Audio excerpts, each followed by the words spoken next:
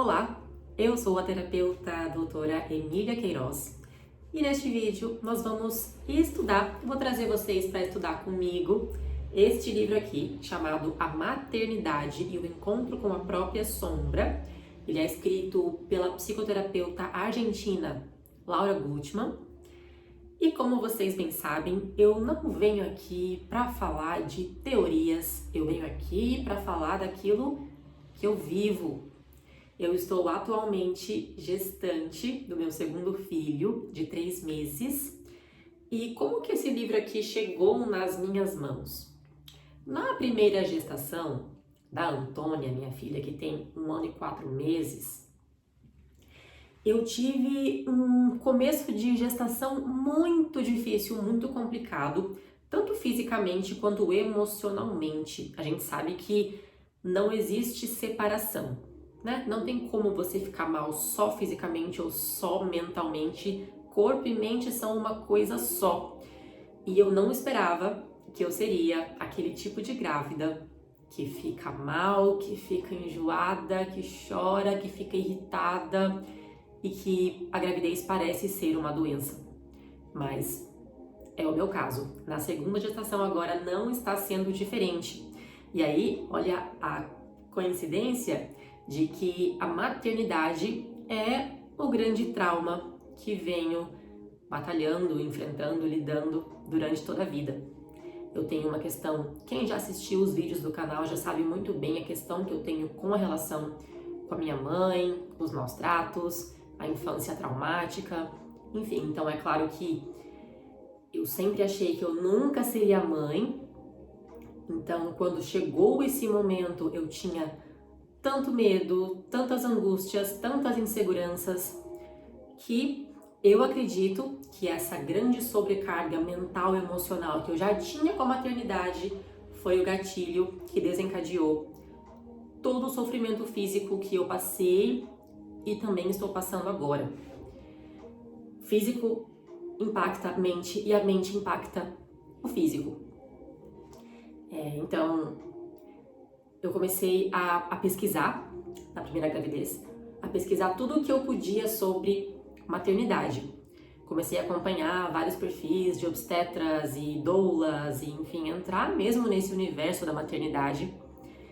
E como boa autodidata e amante da literatura de livros, eu pesquisei os livros que mais eram indicados para gestantes e mães.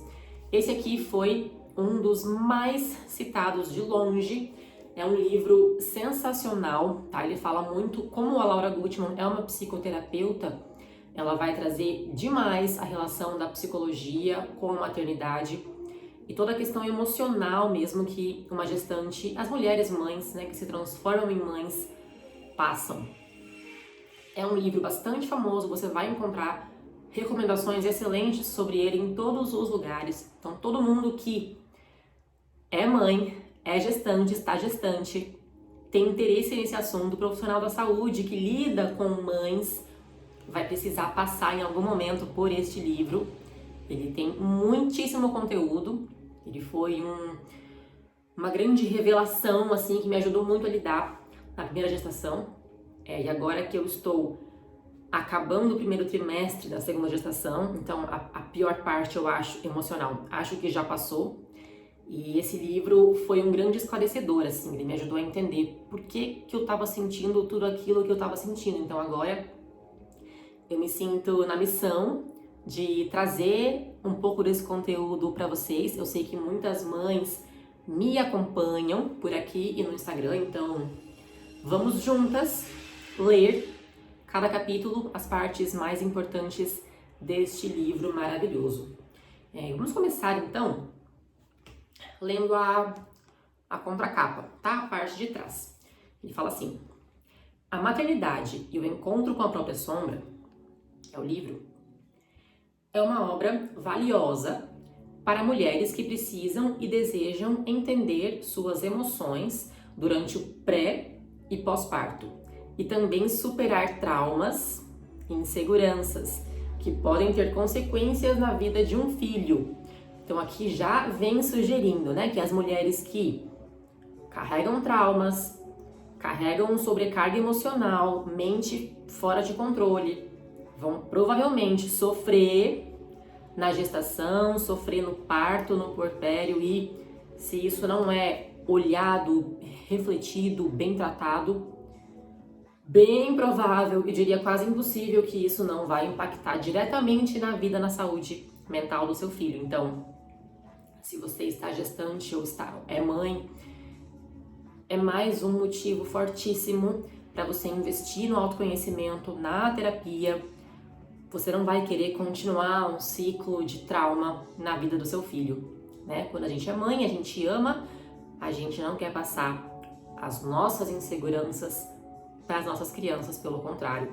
Então é mais um chamado para você se resgatar e se curar, porque uma mãe feliz cria filhos felizes, né? Então é o autocuidado que vai te possibilitar um cuidado com qualidade, né? A gente acaba muitas vezes na maternidade cometendo o erro de se sacrificar completamente pelos filhos, esquecer da gente mesma, achando que estamos arrasando, abalando e tendo orgulho desse comportamento. Não, porque eu sacrifico a minha vida pelos meus filhos, eu não cuido mais de mim, eu cuido só deles, eles em primeiro lugar.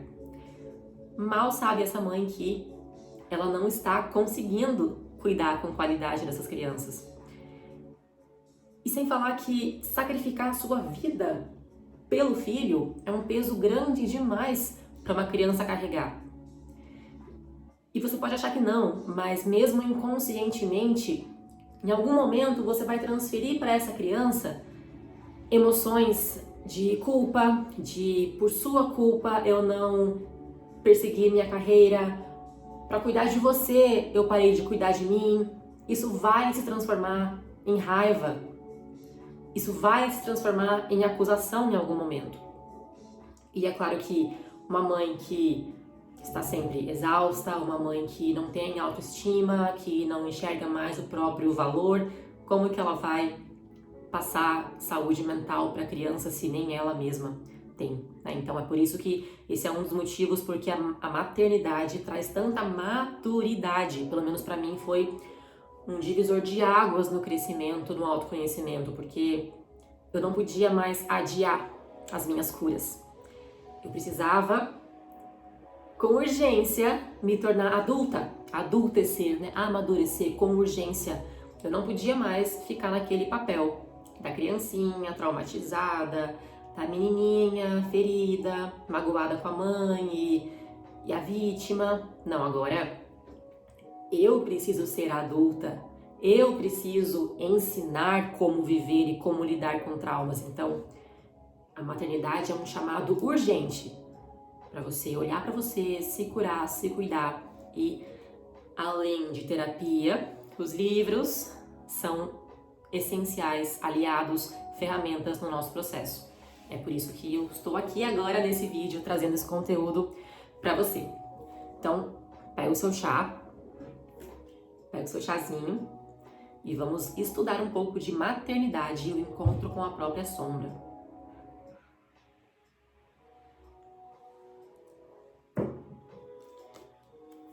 Bom, continuando aqui atrás, última frase da contracapa, a psicoterapeuta Laura Gutman conduz a leitora a uma jornada rumo ao autoconhecimento, amadurecimento, tanto da mãe quanto do bebê. E proporciona um momento de reflexão sobre a responsabilidade de educar e amar, analisando a psique feminina e reformulando preconceitos sociais sobre maternidade e o vínculo entre adultos e crianças. Antes de começar, eu não lembro o que esse livro vai falar sobre esse tema, mas eu lembro que uma coisa que eu escutei muito e me incomodou, inclusive, na primeira gestação, foi que eu senti a necessidade de externalizar o quanto eu estava mal na gestação, o quanto eu me sentia mesmo deprimida, depressiva e insegura, com medo, assim, tudo de negativo mesmo. É claro que com esse livro aqui eu entendi muito bem o porquê, mas eu lembro de algumas pessoas colocarem uma culpa em mim, assim. Não sinta isso, para de se sentir assim, tudo que você sente de negativo na gravidez você passa pro bebê, então não fica se sentindo mal, tá passando isso pro bebê. E aí o que acontece, né? Além de já estar mal, por N motivos, você ainda se sente culpada por estar mal, acreditando que as suas emoções vão ferir ou machucar o seu bebê. Mas o que é o grande erro aqui, a grande ilusão dessa história toda?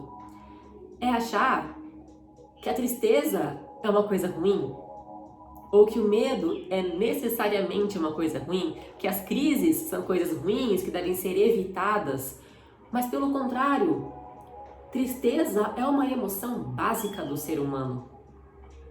Quando a mãe fica triste, eu também acho que as emoções da mãe passam pro bebê. Assim, o bebê sente as emoções que a mãe está sentindo, afinal eles estão ocupando o mesmo corpo. Eu também acho isso. A questão é que você está ensinando pro bebê o que é tristeza. Isso é essencial, isso é excelente. Todo ser humano vai passar por tristeza na vida. E é uma carga mais leve de carregar se você já conheceu essa emoção através da sua mãe, que é a sua base de proteção e de ensinamento, sua fonte. Então, quando a mãe sente emoções negativas e o bebê também, ela está simplesmente criando o seu sistema de imunidade emocional, digamos assim. Igual, da mesma forma que se a mãe fica doente na gravidez ou na amamentação, ela vai passando os anticorpos para o bebê e tornando ele mais forte, mais imune contra isso, as emoções funcionam da mesma forma. Então, se você sente tristeza, medo, raiva, angústias na gestação, você está ensinando o seu bebê o que isso significa, como se sente tudo isso e fortalecendo o bebê. Então, se alguém te culpar por se sentir mal e tá passando isso pro bebê, fale que isso é saudável, na verdade. Isso é ótimo. Isso é criar um sistema de imunidade emocional para o seu filho. Tá? Então, não achem que tristeza é sempre algo ruim. Pelo contrário, é uma emoção básica do ser humano. Todos nós passamos por ela e aprendemos com ela quando temos autoconhecimento, né? Ou a gente fica só reclamando, estou triste, que horrível. Ou outra perspectiva, que bom que eu estou triste, assim eu estou aprendendo uma lição, estou ensinando o meu bebê sobre uma emoção básica do ser humano, construindo assim a sua imunidade emocional. Olha como é uma visão diferente. Né? Então a gente começa o nosso livro no capítulo 1. Ó, capítulo 1. Ele é cheio de ilustrações, assim, é muito fofinho. Capítulo 1. Uma emoção para dois corpos. Ó, acho que ela vai falar algo sobre o que eu acabei de falar. Não sei se nós vamos concordar ou discordar aqui, hein? Vamos lá. Quando pensamos no nascimento de um bebê, nos parece evidente falar de separação. O corpo do bebê, que estava dentro da mãe, alimentando-se do mesmo sangue, se separa e começa a funcionar de maneira independente. Tem de colocar em andamento mecanismos de respiração, digestão, temperatura. O corpo físico do bebê começa a funcionar separadamente do corpo da mãe. Ok? Em nossa cultura, tão acostumada a ver apenas com os olhos, acreditamos que tudo o que há para compreender acerca do nascimento de um ser humano refere-se a essa separação física. No entanto, se elevarmos nossos pensamentos, conseguiremos imaginar que esse corpo recém-nascido não é só matéria, é também um corpo sutil, emocional e espiritual. Embora a separação física aconteça efetivamente, persiste uma união que pertence a outra ordem. Ok? De fato, o bebê e sua mãe continuam fundidos no mundo emocional. Esse recém-nascido, saído das entranhas físicas e espirituais da mãe, ainda faz parte do entorno emocional no qual está submerso. Pelo fato de ainda não ter começado a desenvolver o intelecto, o bebê conserva capacidades intuitivas, telepáticas, sutis, que estão absolutamente conectadas com a alma da sua mãe. Bonito. Dito de outro modo, o bebê vive como se fosse dele tudo aquilo que a mãe sente e recorda, aquilo que a preocupa ou que ela rejeita. Porque nesse sentido, eles são dois seres em um. Ok. Assim, de agora em diante, em vez de falarmos de bebê, faremos a referência bebê-mãe. Uma coisa só, bebê-mãe. Quero dizer que o bebê é na medida em que está fundido com a sua mãe. E para falar de mãe, também será mais correto referirmos a mãe-bebê, uma coisa só, mãe-bebê. Porque a mãe é na medida em que permanece fundida com o seu bebê. No campo emocional, a mãe atravessa esse período desdobrada, pois sua alma se manifesta tanto em seu próprio corpo como no corpo do bebê.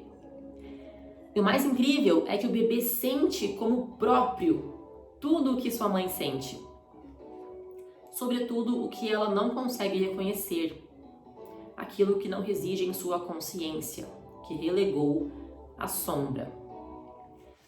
Tá, até aqui tudo bem.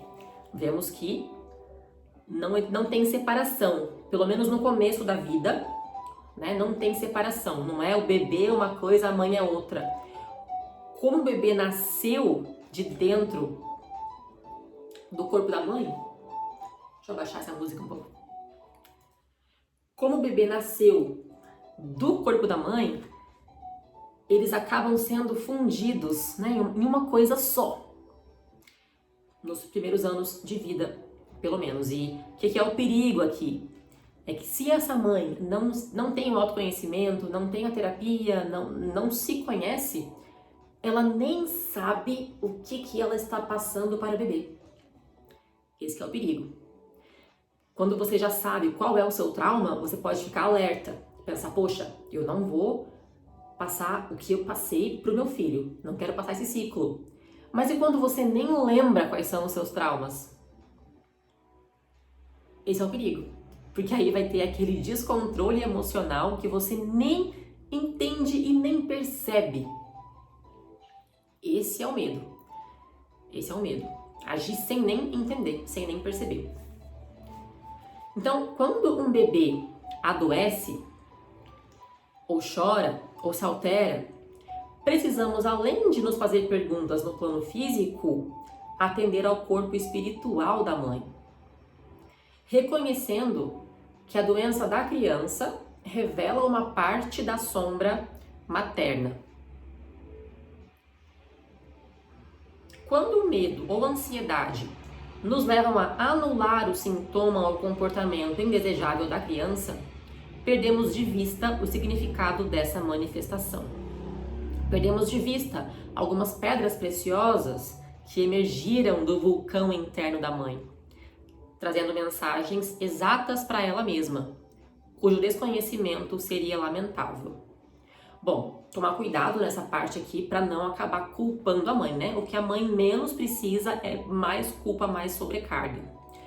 Eu achei que temos que cuidar muito para não interpretar isso aqui como tudo que o bebê passa de ruim é culpa de uma coisa que a mãe sente. Eu não acho que é bem assim. Então eu entendi o que a Lara Gutman quis dizer, que bebê e mãe são fundidos numa coisa só, mas não completamente.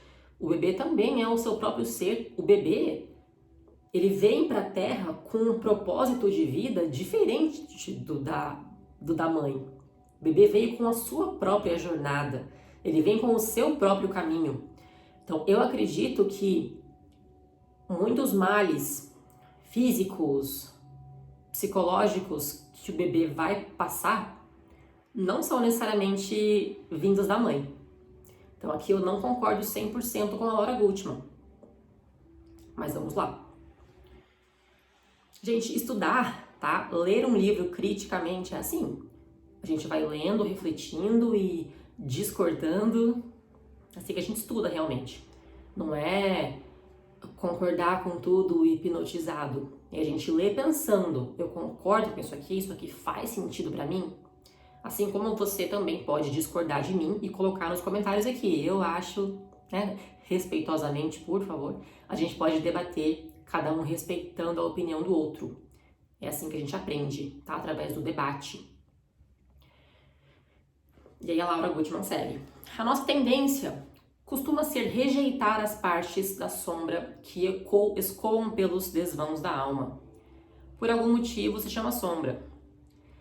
Não é fácil vê-la, nem reconhecê-la, tampouco aceitá-la, a menos que insista em se refletir nos espelhos cristalinos e puros que são os corpos dos filhos pequenos. Certo? Entendi. Então, de acordo com a psicanálise, né, tem uma parte dentro de nós que se chama sombra.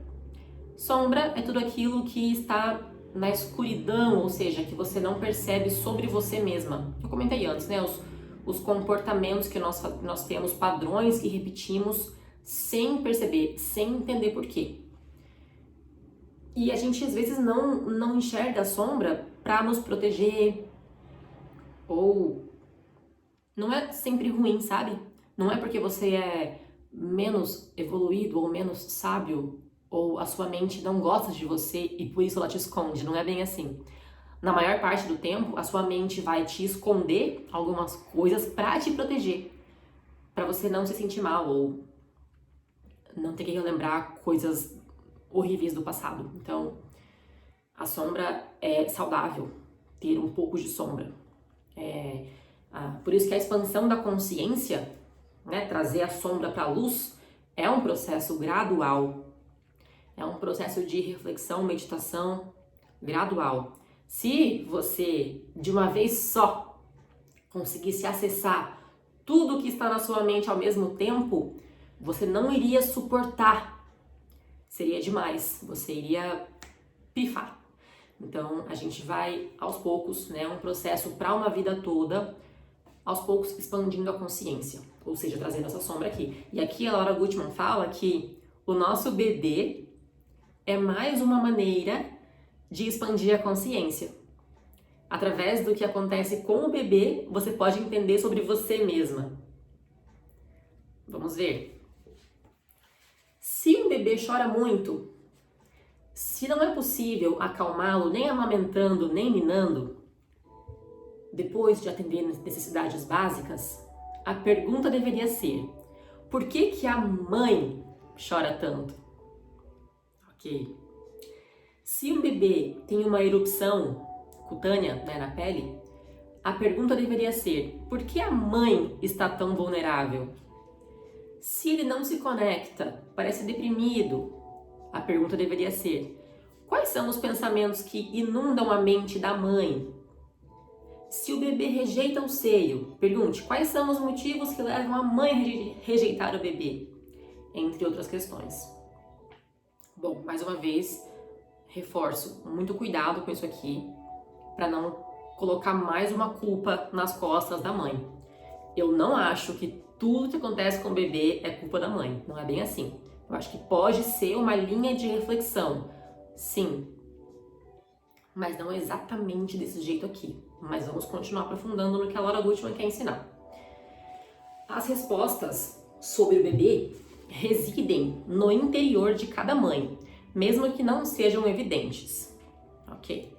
É assim que devemos dirigir nossa busca, na medida em que a mãe tem a intenção genuína de encontrar a si mesma e se permita receber ajuda. Certo? Estamos acostumados a rotular as situações, nomeando-as de maneira superficial. O bebê chora por capricho, porque pegou um vírus, tem que ter limites, etc. É claro que as bactérias e os vírus são necessários para ocorrer a doença, permitindo que a sombra se materialize em algum lugar propício para ser vista e reconhecida.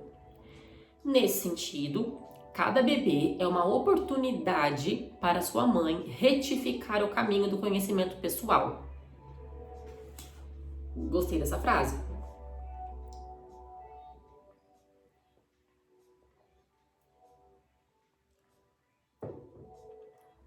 Ai, gente. Tomar chá com óculos. Enche de vapor no seu óculos. Você tem que limpar. Então, olha só. Cada bebê é uma oportunidade para sua mãe retificar o caminho do conhecimento pessoal. Excelente, excelente. Muitas mulheres iniciam um caminho de superação na maternidade, apoiadas por perguntas fundamentais. E muitas outras desperdiçam os espelhos que aparecem diante delas nesse período, ignorando sua intuição e achando que ficaram loucas. Isso aqui acontece muito. Como eu falei antes, a gente pode passar pelas nossas crises apenas reclamando sobre elas e desejando que elas passem rápido, reclamando, rejeitando, sabe? Desperdiçando. Ou a gente pode passar por uma crise agradecendo pela crise. Isso é o maior sinal da pessoa que já evoluiu mentalmente, emocionalmente, espiritualmente. É quando você entende que as suas crises, elas vêm para te ajudar. Os problemas vêm para te ajudar. Porque a gente aprende pela dor. O ser humano aprende quando ele sofre, ele cresce quando ele sofre. Então, eu concordo demais. O momento de ter um filho, a gente sabe que é lindo demais, mas também é o momento de maior sofrimento por todos os desafios que começam na gestação. Começam às vezes antes da gestação. Às vezes ficar tentando não conseguir pesa. E aí conseguir passar pelos enjoos todos. Parto, puerpério, não dormir, amamentação e é uma grande sobrecarga. É um período de crise, vai ser para toda mãe, vai ter a crise. Mas a gente pode usar isso como oportunidade para crescer, para aprender com isso, agradecer por essa crise, ou só reclamar e querer que ela termine logo. Então, preferimos a primeira opção, agradecer pelo sofrimento, porque ele vem para ensinar, para fazer a gente crescer. Certo? O bebê, Laura Gutman, o bebê é sempre um mestre. Olha que lindo isso. O bebê é sempre um mestre. Graças a seu corpo pequeno, que lhe permite maior expansão no campo sensível, o bebê consegue manifestar as nossas emoções, sobretudo as que ocultamos de nós mesmas. Sim, aquelas que não são apresentáveis socialmente. Tudo aquilo que desejaríamos esquecer, deixar no passado, o bebê vai trazer. Esse período de fusão emocional entre mãe e bebê se estende, quase sem alterações, pelos primeiros 9 meses, quando o bebê consegue se deslocar de maneira autônoma. Só por volta do 9º mês, o bebê humano consegue atingir um estágio de desenvolvimento que os demais mamíferos alcançam poucos dias depois de nascer. Isso. É importante lembrar disso, né? A maioria dos animais, eles já nascem nos primeiros dias aprendendo a andar e se virar sozinhos. As mães podem largar e o bebê vai, mas o bebê humano não. Ele vai ficar totalmente dependente de alguém para cuidar dele durante muitos meses ainda. É uma diferença que nós temos. Aí, será que é uma coincidência? Ou será que é justamente porque nós humanos temos a capacidade de refletir, de pensar, que a gente pode usar esse período como maior crescimento das nossas vidas? Por que será que não é tão fácil pra gente parir e criar o bebê pequenininho e fazer tudo por ele desde o começo, durante tanto tempo? Por que será que nós temos que passar por esse sofrimento? Para aprender com ele, né? Para aprender com ele. E não passar por isso como animais, sem pensar, sem refletir, só chorando, reclamando e passa logo isso aqui, pelo amor de Deus. Não, né? A gente quer usar o nosso poder de pensar, né? Isso que difere os humanos dos animais. A gente tem poder de pensar. Então isso já é uma coincidência da natureza aí. Então, nós podemos nos comparar com as fêmeas dos cangurus. Os cangurus carregam suas crias algum tempo no útero e depois, ao longo de um período semelhante, fora do útero, completando o desenvolvimento necessário para que o bebê comece a manifestar sinais de autonomia. Então, basicamente o que ela quis dizer aqui, né? E o que eu não concordei?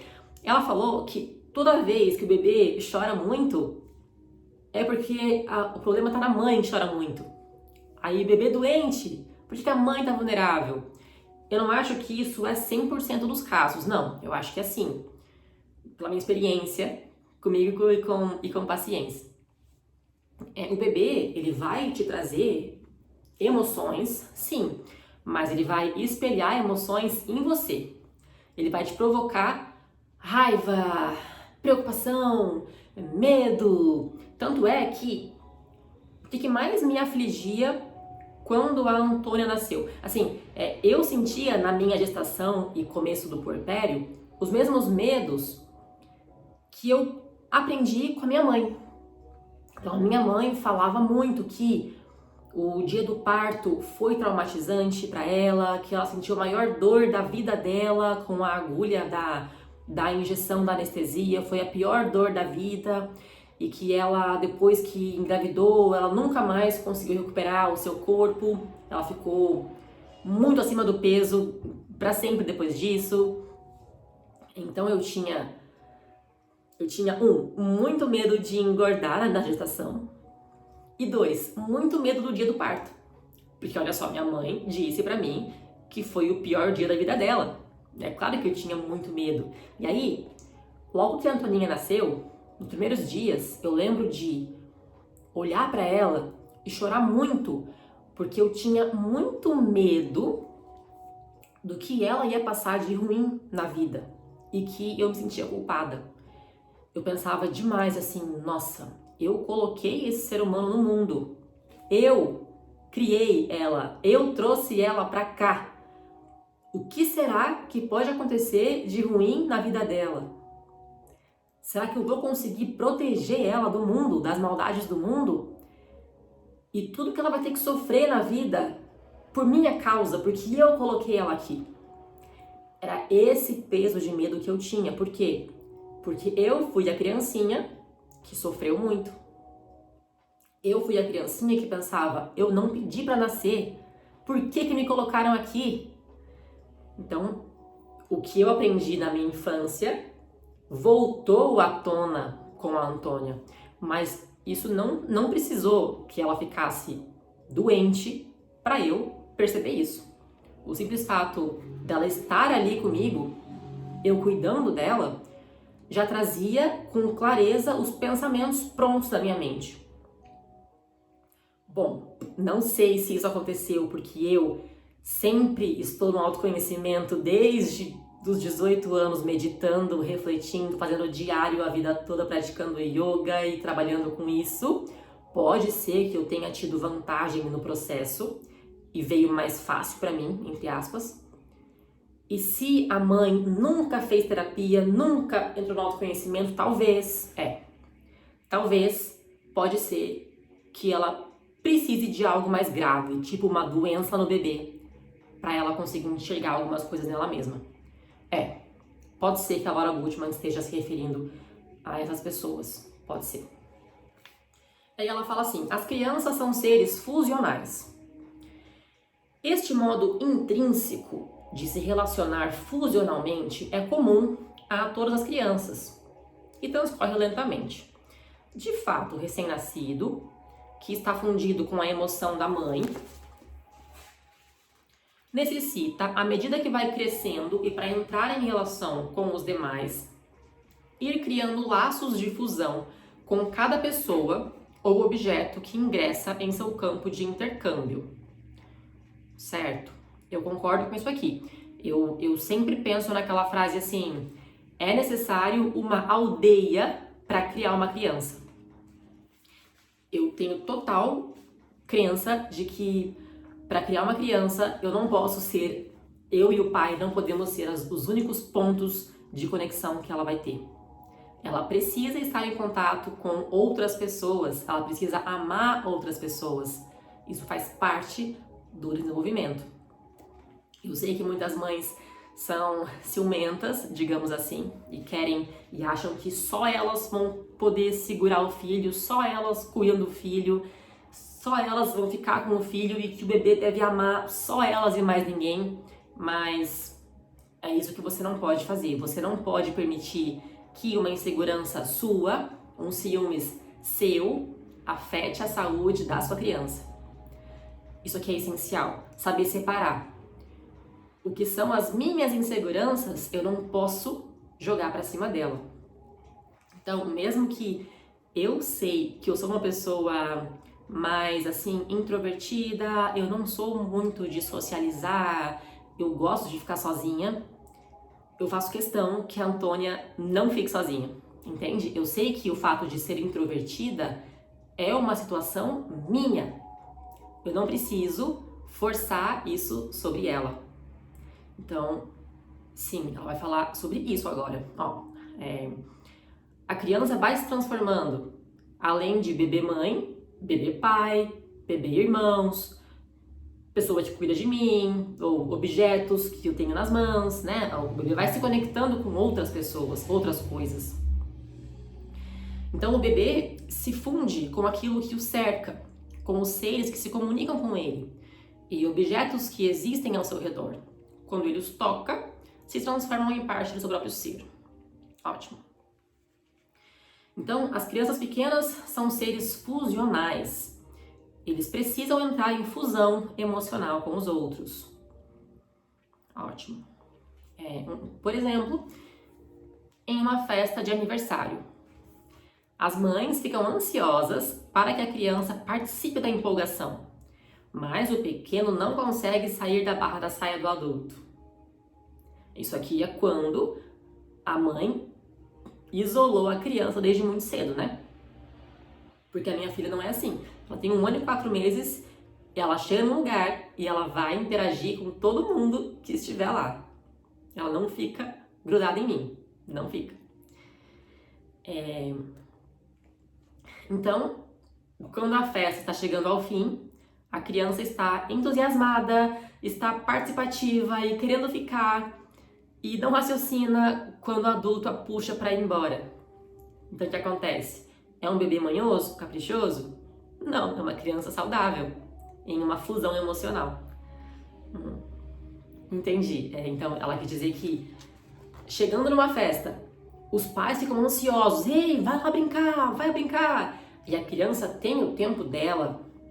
Ela vai chegar no lugar e a Antônia faz isso. Primeiro ela vai observar, ela vai explorar, ela vai se sentir confortável e então, naturalmente, espontaneamente, no tempo dela, ela vai começar a se enturmar, a socializar, a se divertir, enfim. E aí os adultos, na hora que eles acham, bem entendem que eles vão embora, simplesmente puxam a criança e querem que ela vá embora do nada. Mas não, a criança, na hora que ela quer ficar ali se divertindo, o adulto quer que ela vá embora. Mas ela tem o tempo dela, né? Tem que ser devagar. Isso aqui é essencial. Os adultos não entendem, assim, adultos que somos geralmente tão apressados, né? Ansiosos, controladores. A gente quer que a criança reaja no nosso tempo. Mas a criança tem o tempo dela, é mais lento, é mais devagar, ela tá aprendendo a lidar com o mundo.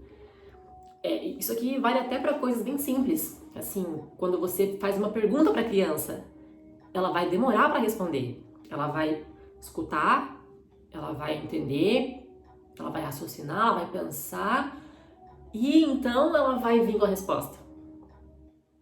E o adulto não espera, né? Ele pergunta, a criança não responde e ele dá a resposta. Aí ele pede uma coisa, a criança não faz, ele vai lá e faz no lugar dela.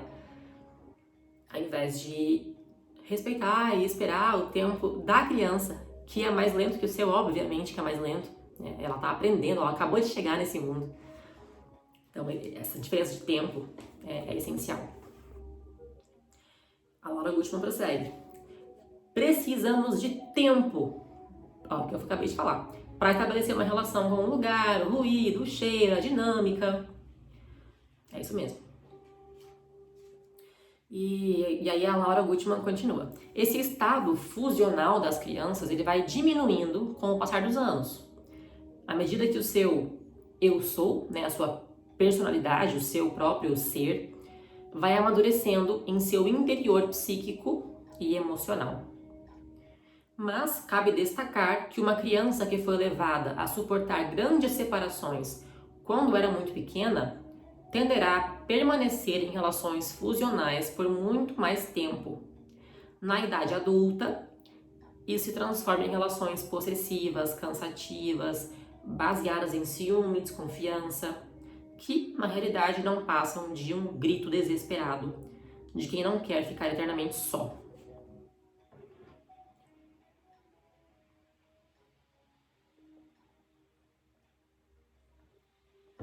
Certo? Então, o que ela acabou de falar foi que se você passa por traumas de separação na sua infância, né? Se você quer a sua mãe, mas tem que se separar dela, ou se seu pai e sua mãe se separam e você sofre com isso, ou se você se separa de um amigo, se separa de um irmão, você acaba criando a crença de que as pessoas sempre vão embora, de que você vai sempre ter que sofrer por se separar daquilo que você ama. E a consequência disso é, na idade adulta, você vai ser aquela pessoa que não confia no relacionamento, sempre tem ciúmes, desconfiado, porque na verdade você está com medo de que o padrão que aconteceu na sua infância se repita, né? Mecanismo básico de trauma. A gente acaba repetindo na vida adulta o que aconteceu na nossa infância. Início da separação emocional. As crianças dão um grande salto por volta dos 2 anos, 2 anos e 2 anos e 5 meses. Quando começa a sua separação emocional, tá? Então a criança começa, de acordo com a Laura Gutman, né?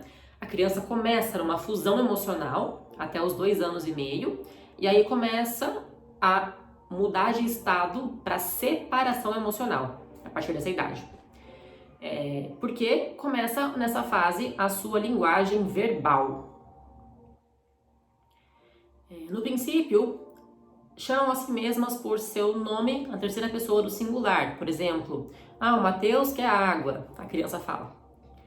Dentro da vivência da fusão emocional, o menino está dizendo que Mateus e a mãe quer água, porque são 2 em 1. Sim, então a criança, até os 2 anos mais ou menos, ela ainda acha que ela e a mãe são uma coisa só. É de se entender, né? A criança ficou 9 meses dentro do corpo da mãe, quando eles fisicamente eram uma coisa só. Ela sai e, se tudo der certo, ela vai ficar grudada na mãe a maior parte do tempo, nos primeiros meses, mamando no seio da mãe. Então é claro que a criança ainda acha que ela é a mãe. Até a criança entender que ela se separou, que ela é o seu próprio indivíduo, vai levar em torno de 2 anos.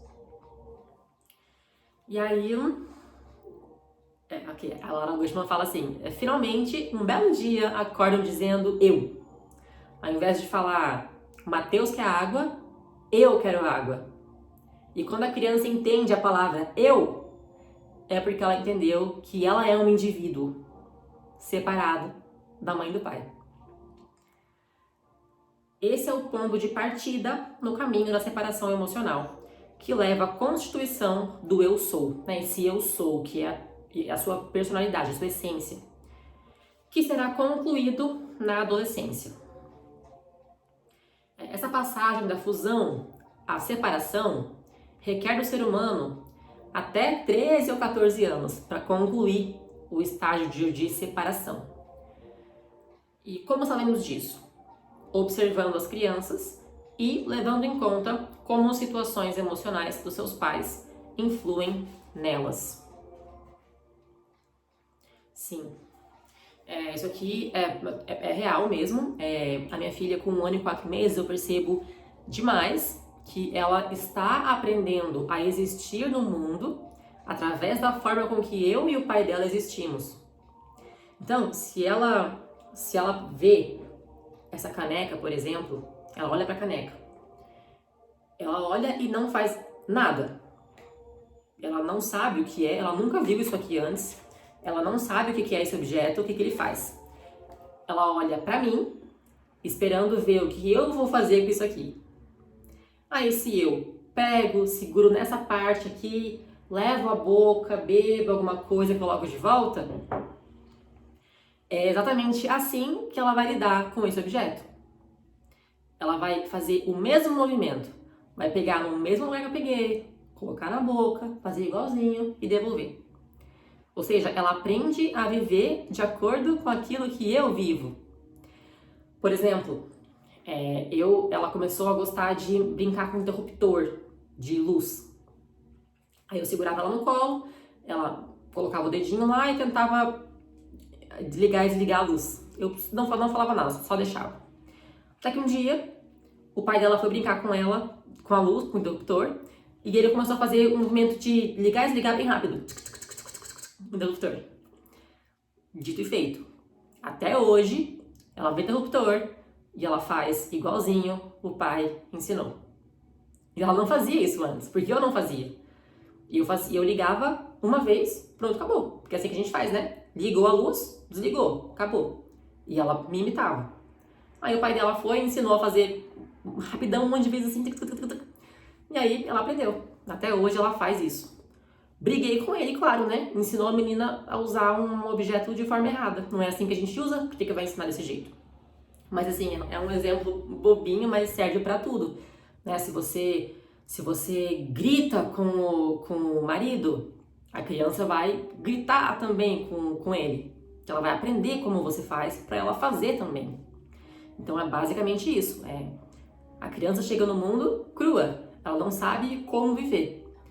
A partir da observação, né, e aqui mais uma vez reforçando o autocuidado. Imagina a mãe que sacrifica a vida pelas crianças, achando que está fazendo bem e deixa de se cuidar ou de cuidar da sua saúde mental. Que tipo de mãe vai ser essa? É uma mãe que vai gritar, né, que vai ficar exausta, estressada, e a criança vai aprender o quê? Que as mulheres são assim, que é normal uma mulher não se cuidar, que é normal uma mulher gritar, se descontrolar, chorar o tempo inteiro. Então, assim, entenda que se você é mulher, tem filha mulher principalmente, né? A filha mulher vai aprender a ser mulher como você é mulher. Então, por isso que ter filho é um chamado. É um chamado para você viver na sua melhor versão, porque você vai ser o modelo desse novo ser humano.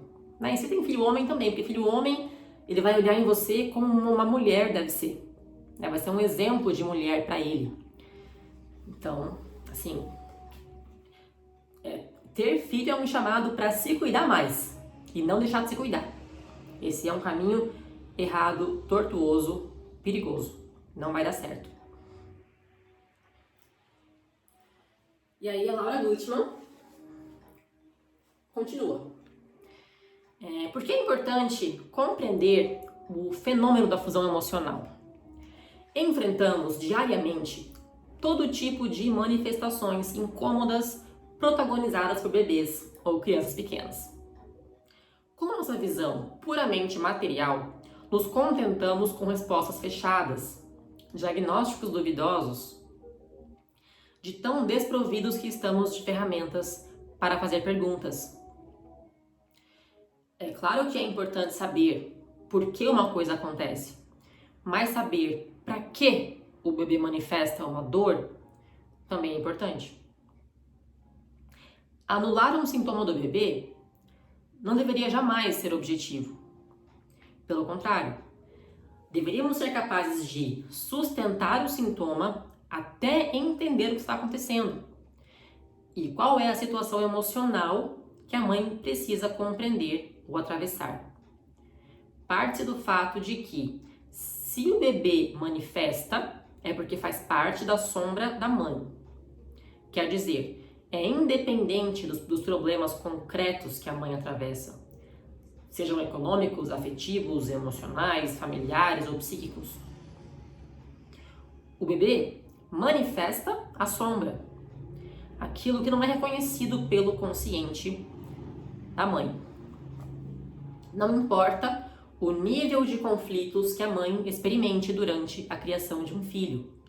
Destacamos a necessidade imperiosa de que tenha consciência da sua própria busca.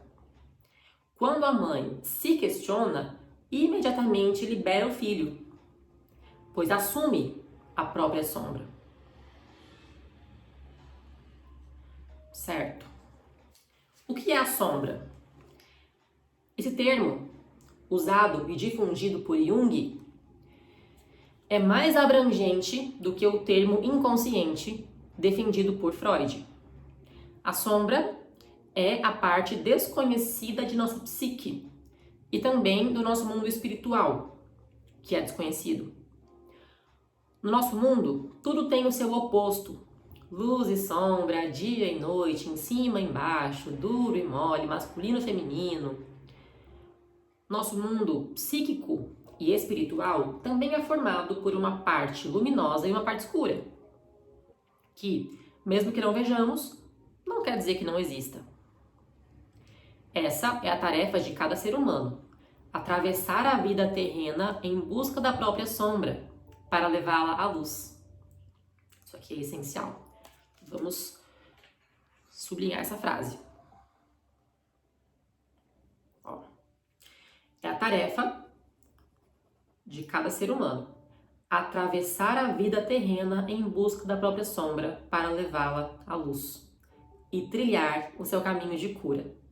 Lindo, lindo. Concordo 100%. Estamos aqui na Terra para trilhar o nosso caminho, buscar a própria sombra, trazer para a luz e assim a gente se cura. Por isso, isso aqui está reforçando o que eu falei antes. Nem tudo que o bebê sofre é a culpa da sombra da mãe. Às vezes o bebê está formando a própria sombra dele.